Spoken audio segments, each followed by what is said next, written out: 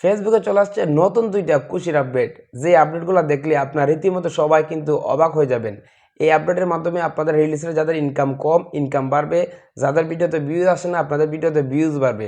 অবশ্যই যারা ফেসবুকে কাজ করেন এই দুইটা নতুন খুশির আপডেট আপনারা দেখে যাবেন। তো চলুন এখন আমি চলে যাই মোবাইল স্ক্রিনে গিয়ে দুইটা আপডেট নিয়ে আপনাদেরকে সম্পূর্ণভাবে দেখাচ্ছি। সবিয়ার চলে আসলাম আমি ফেসবুকে। এখন আমি আপনাদেরকে প্রথম আপডেটটা দেখাবো। এখান থেকে যে মনিটাইজেশন আছে আমি এখানে ক্লিক করে দিচ্ছি।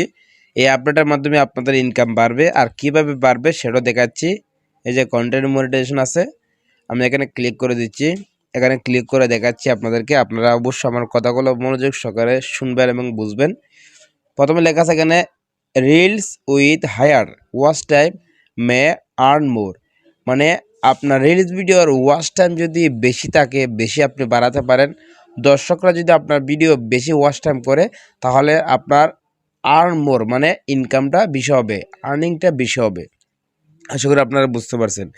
তারপর এখানে ফেসবুক বলছে you may be able to increase your earning by focusing on creating content that your audience wants to watch for longer, মানে ফেসবুক বলছে আপনি এমন ধরনের কন্টেন্ট বানান বা এমন ধরনের কন্টেন্টের উপর আপনি ফোকাস দেন যে কন্টেন্টগুলো আপনার যে দর্শক আছে বা ফলোয়ার আছে তারা বেশিক্ষণ সময় ধরে দেখবে, এবং বেশিক্ষণ সময় যদি দেখে তাহলে আপনার ইনকামটা বৃদ্ধি পাবে। আশা করি আপনারা বুঝতে পারছেন। এখানে কিন্তু লেখা আছে চেক ইউর ওয়াচ টাইম।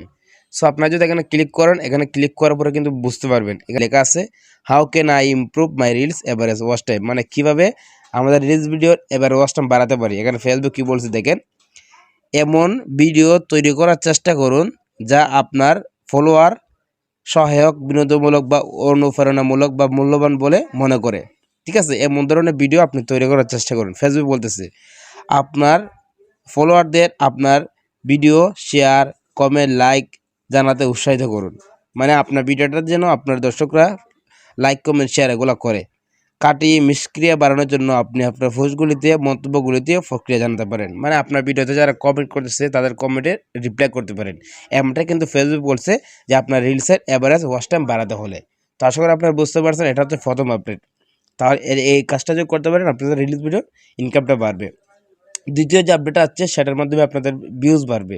এই যে ভিউজ বাড়বে বলতে এই যে এখান থেকে লেখা আছে আপনারা মনিটাইজেশনে আসার পরে যে টু অ্যাভেলেবল লেখা আছে আপডেট, এখানে আমি ক্লিক করে দিচ্ছি। এই যে এখানে লেখা আছে এই যে right the trend now, right the trend now, এটার অর্থ হচ্ছে জাস্ট আমি আপনাদেরকে দেখিয়ে দিচ্ছি এখন ফরম্যাটে চলবে না। এই যে এই ট্রেন্ডিং হ্যাশট্যাগুলি আপনার জন্য প্রাসঙ্গিক হতে পারে, তাদের সাথে আসল সামগ্রী তৈরি করার চেষ্টা করুন এবং আপনি আরও বেশি লোকের কাছে পৌঁছাতে পারেন। ঠিক আছে, আমি যদি এখানে ক্লিক করে দিই এই যে এখান থেকে সেই হ্যাশট্যাগুলো চলে আসছে।